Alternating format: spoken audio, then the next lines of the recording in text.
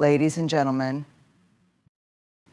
as we stand at the threshold of a new year, one filled with possibilities and promises, it is the perfect moment to pause and reflect. Rebuilding yourself in 2025 is not just about making resolutions or setting goals, it's about courageously embracing the full journey of transformation.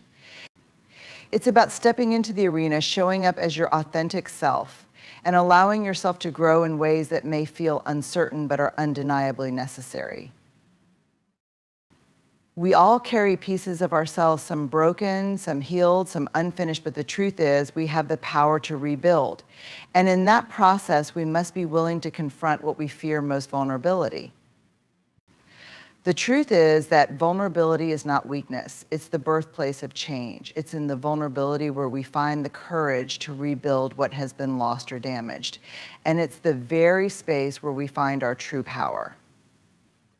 To rebuild yourself in 2025, the first step is to embrace vulnerability not as a weakness, but as your greatest strength. For many, vulnerability is something to be feared, avoided, or hidden. We've been taught to project an image of strength, to wear a mask of perfection, and to keep the parts of ourselves that feel fragile and uncertain out of sight. But here's the truth: vulnerability is not a sign of weakness, it's a profound source of power. Vulnerability is where courage is born. It's in those moments of vulnerability that we choose to show up as our authentic selves, even when it's difficult. It's when we allow ourselves to feel the rawness of life, the highs and the lows, and yet still have the courage to move forward. When we expose our hearts, when we share our struggles, and when we allow ourselves to be seen, we are allowing others to connect with us on a level that goes beyond the superficial. We create space for deeper, more meaningful relationships. You see, vulnerability is not about being exposed, it's about being real. It's about acknowledging the parts of you that are imperfect, that are in need of healing, and that are yearning for connection. It's in these moments where we shed the layers of control and protection that we open the door to personal growth and transformation. Think about it for a moment. When we hide behind the walls of invulnerability, we deprive ourselves of the chance to truly evolve. We remain stuck in our comfort zones, unable to move forward. We lock ourselves in a prison of shame and fear, believing that if we let others see our weaknesses, we'll be judged, rejected, or abandoned. But the irony is that by hiding our vulnerability, we miss the chance to experience true connection, both with ourselves and others. The path to rebuilding yourself requires you to be willing to expose those tender, vulnerable parts of you. It means accepting that you are imperfect and acknowledging that it's okay to not have it all together.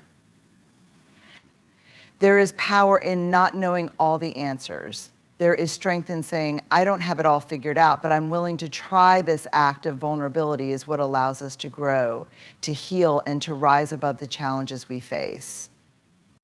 When we embrace vulnerability, we give ourselves permission to be human.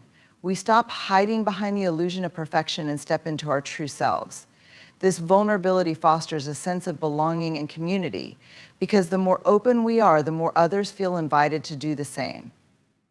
We begin to understand that we are not alone in our struggles, and that, in fact, our shared experiences are what connect us as human beings. In the face of vulnerability, we find our shared humanity. But there's another aspect of vulnerability that is equally important. Vulnerability isn't just about sharing our weaknesses or our fears. It's also about allowing ourselves to dream big, to reach for things that scare us, and to step outside our comfort zones with the knowledge that failure is a part of the process.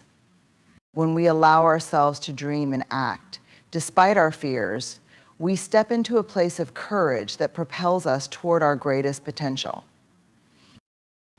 As you rebuild yourself in 2025, ask yourself, what parts of me am I afraid to show the world? What am I hiding behind? And what would it look like if I allowed myself to be fully seen? Perhaps it's your vulnerability that holds the key to your next level of growth. Perhaps the strength you've been searching for is not found in the absence of vulnerability, but in its embrace. In a world that often values perfection over authenticity, it takes real courage to stand in your truth and show the world who you are, flaws and all. Yet it is in this very act that you begin to rebuild yourself piece by piece, not as someone you think you should be, but as the person you are meant to be.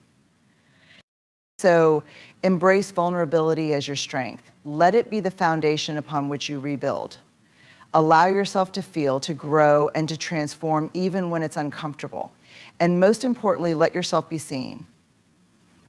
In doing so, you will discover a deeper, more powerful version of yourself, ready to embrace the challenges and opportunities of 2025 with open arms.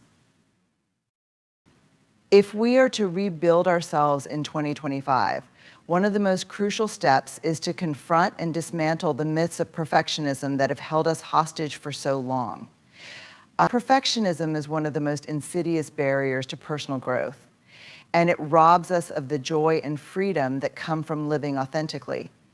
It convinces us that unless we are flawless, we are not enough. It tells us that we must meet unrealistic standards in every area of our lives, be it in our work, our relationships, our appearance, or even our inner thoughts. Perfectionism creates an illusion of control, and yet, in reality, it only leads to stress, shame, and stagnation. The first myth of perfectionism is that it is a sign of strength or success. Many of us have been conditioned to believe that striving for perfection is the path to excellence, that achieving flawlessness means we've arrived. We've heard phrases like, if you're not perfect, you're not trying hard enough, or good enough is never enough, and over time, we internalize these beliefs, believing that they are the only way to succeed. The truth, however, is that perfectionism is not the road to greatness, it is the road to burnout, frustration, and self-doubt. The reality is that perfectionism keeps us in a constant state of comparison and competition. When we measure ourselves against unattainable ideals, we inevitably fall short. And when we fall short, we feel like we are failures. Perfectionism demands that we never make mistakes, that we always get it right.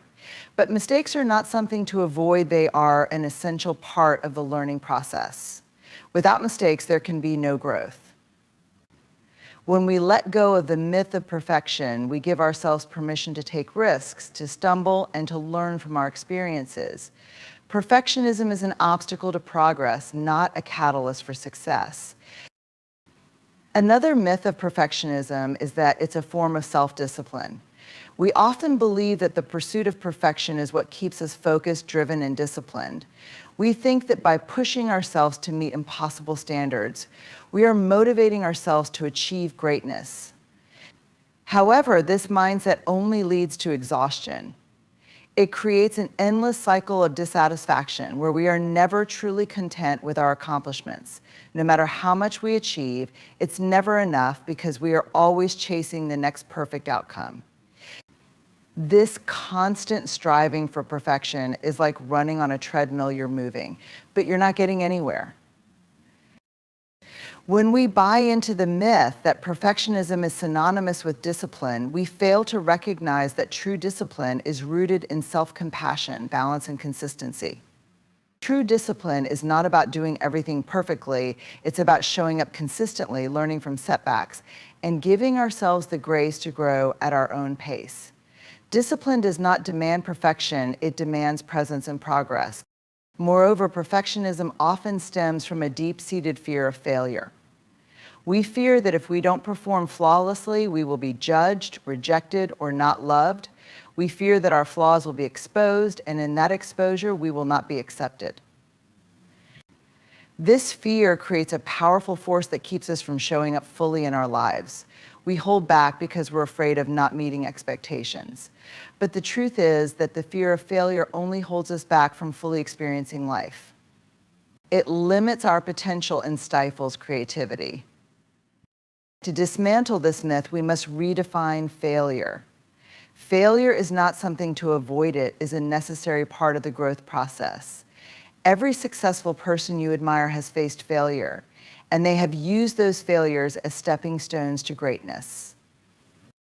In fact, failure is often the greatest teacher. When we embrace failure as a natural and necessary part of the journey, we free ourselves from the suffocating grip of perfectionism. We stop worrying about being perfect and start focusing on doing our best and learning from the experience. Perfectionism also keeps us isolated. When we are obsessed with presenting a perfect image to the world, we are constantly in a state of hiding.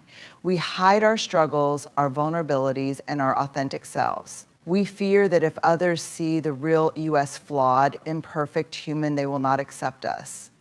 But the irony is that perfectionism often pushes people away rather than drawing them closer. People are not inspired by flawless, curated lives. They are inspired by real, raw, authentic human connections. To dismantle the myth of perfectionism, we must learn to embrace our imperfections and share our true selves with the world. When we allow ourselves to be vulnerable, when we let go of the need to appear perfect, we invite others to do the same. We create a space where authentic connections can flourish, and in those connections, we find strength and support. When we stop trying to be perfect, we start to live with more freedom, joy, and authenticity. The final myth I want to address is that perfectionism leads to happiness.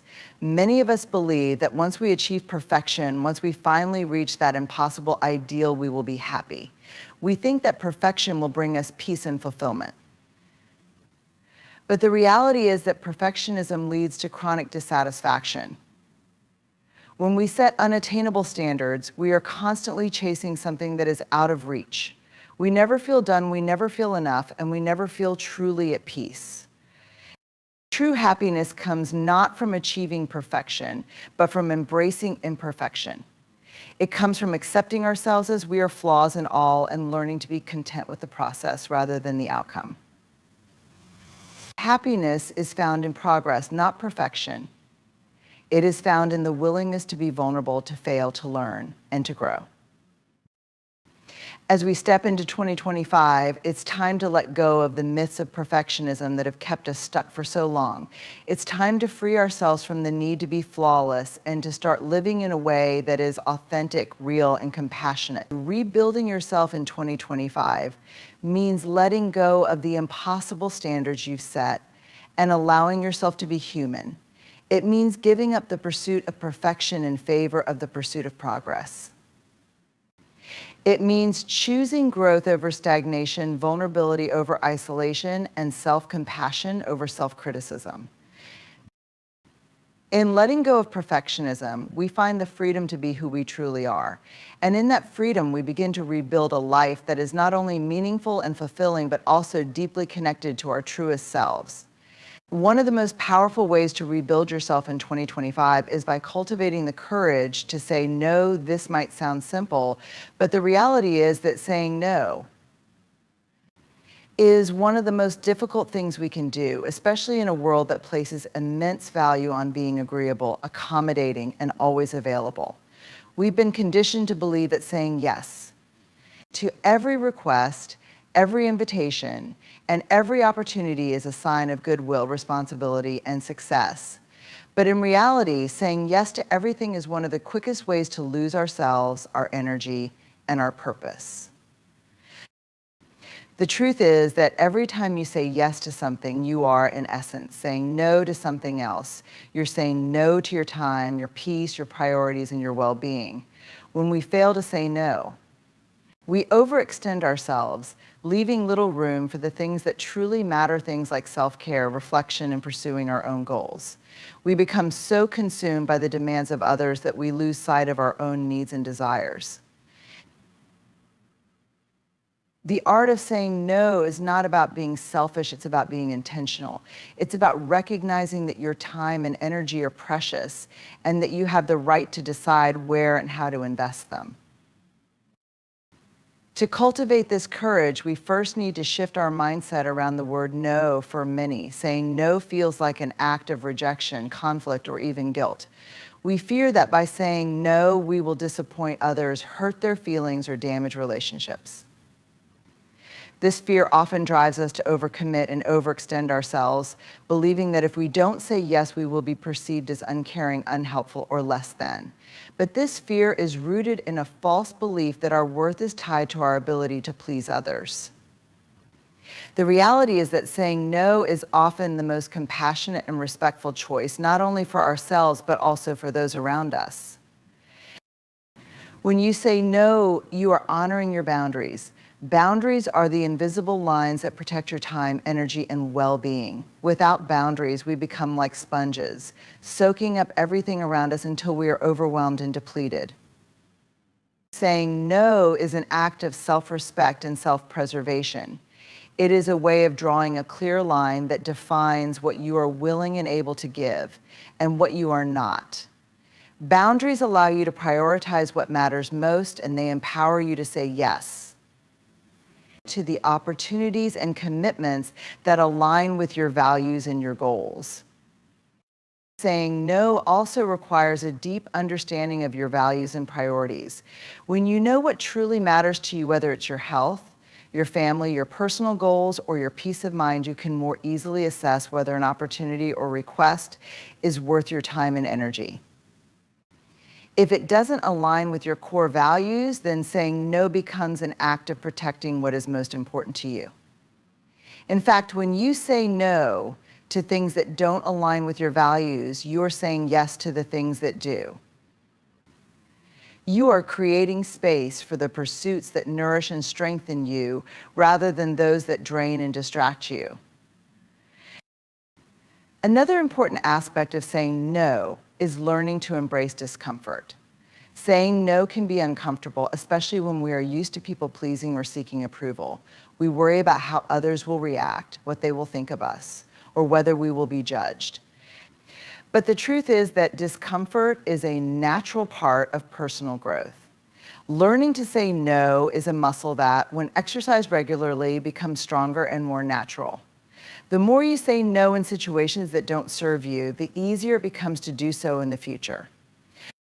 And over time, you begin to realize that the discomfort you feel in the moment is temporary and far outweighed by the long-term benefits of protecting your time, energy, and peace of mind. Saying no is also an act of self-awareness. It requires you to be honest with yourself about what you can and cannot handle. Many of us overcommit because we fear letting others down or because we believe that saying yes will make us more liked or respected. But this often leads to burnout, resentment, and frustration. When we constantly say yes to others without checking in with ourselves, we neglect our own needs. By learning to say no, we become more attuned to our own limits and our own truth.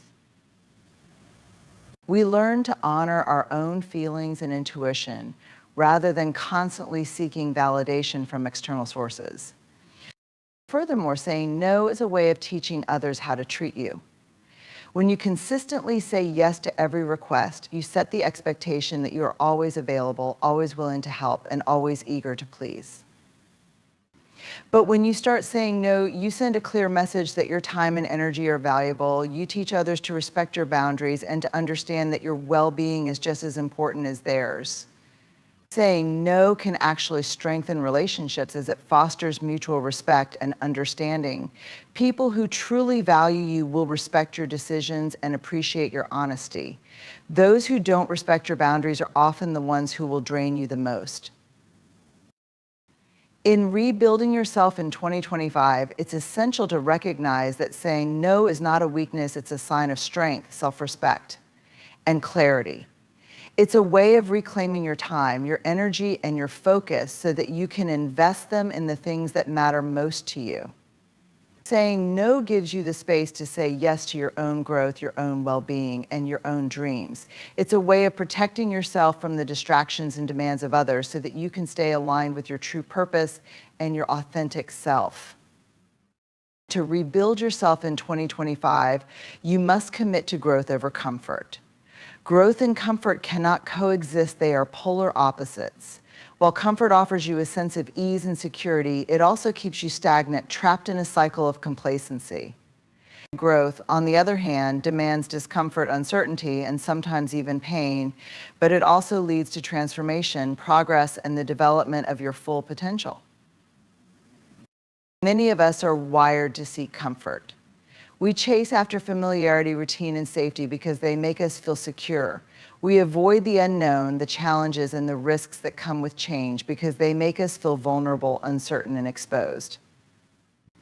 But the reality is that growth only happens when we step outside of our comfort zones. It happens when we face the discomfort of trying something new, when we challenge our old beliefs and habits, and when we embrace the unknown. When you commit to growth over comfort, you start making decisions based on your potential rather than your fear. You stop prioritizing what feels easy or familiar and instead focus on what will stretch you, challenge you, and help you evolve into the person you are meant to be. This requires a mindset shift, one where you view discomfort not as something to avoid, but as something to embrace, because it is a clear indicator that you are on the right path toward growth. Growth requires you to make tough choices. It asks you to confront your weaknesses, acknowledge your limitations, and be open to learning from your mistakes. It means putting in the hard work and effort even when you don't feel like it, and pushing through the moments of doubt and frustration. It means choosing to invest in your personal development even when it's easier to stay in the comfort of familiar routines. This is where true transformation occurs, when you make the conscious decision to grow, even when it feels difficult, inconvenient, or uncomfortable. Committing to growth also means that you stop avoiding failure. When you are focused on comfort, failure feels like a setback, a sign that you are not good enough or that you've made a mistake. But when you commit to growth, failure becomes a necessary part of the process. It's an opportunity to learn, to pivot, and to get closer to where you want to go. Failure isn't the end, it's a stepping stone, a lesson that teaches you resilience, adaptability, and perseverance. One of the most powerful aspects of growth is that it takes you out of your comfort zone, not just in terms of action, but in mindset. Growth forces you to challenge your limiting beliefs, the stories you tell yourself about who you are and what you are capable of. These beliefs can hold you back, keeping you trapped in the same patterns and behaviors that prevent you from moving forward. Growth requires you to reframe these beliefs and expand your understanding of what is possible for you. It asks you to question the assumptions that have defined your life and to replace them with new, empowering perspectives that open up new opportunities. When you commit to growth, you are choosing to live with intention, purpose, and a desire to improve. It means continuously asking yourself, how can I be better today than I was yesterday? It's about taking small, consistent steps every day toward becoming the best version of yourself. Growth is not about perfection, it's about progress. It's about being willing to put in the effort, even when the results aren't immediately visible. It's about trusting the process and believing that every step forward, no matter how small, is a step in the right direction. Moreover, committing to growth means that you stop waiting for the perfect time to take action. The perfect conditions for growth don't exist. If you're waiting for everything to align perfectly, for all the stars to align, you'll be waiting forever. Growth is about taking action despite the uncertainty, despite the lack of clear answers. It's about trusting yourself enough to know that even when the path ahead is unclear, you have the strength, resilience, and adaptability to figure it out along the way. Growth also challenges you to surround yourself with people who push you to be better, people who challenge your thinking and encourage you to step outside of your comfort zone. If the people around you are content with staying in their comfort zones, it will be difficult for you to grow. You need to seek out relationships, environments, and experiences that elevate you, that inspire you to reach higher, go further, and dream bigger. Growth is contagious when you surround yourself with those who are committed to their own growth. It becomes easier for you to commit to yours.